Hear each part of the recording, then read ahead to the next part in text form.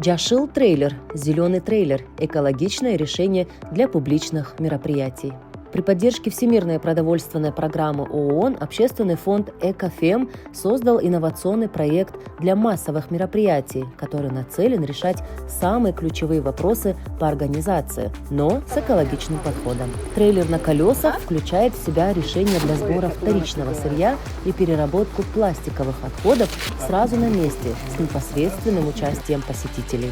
Так, к примеру, каждый гость может измельчить крышки на велошредере и из этой же крошки изготовить брелоки из переработанного пластика.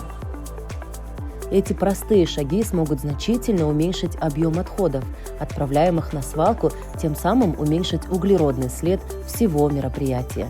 Зеленый трейлер также оснащен станцией зарядки мобильных телефонов. Но это не простая станция. Это работает на солнечных панелях и заряжает устройство возобновляемыми источниками энергии. Важной частью трейлера является демонстрационный компостируемый туалет.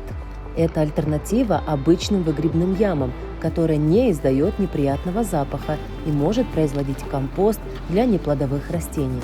Также в трейлере есть мобильная полка с изделиями из переработанного пластика и отходов швейного производства, изготовленных дизайнерами брендов КТДэш и Биодам.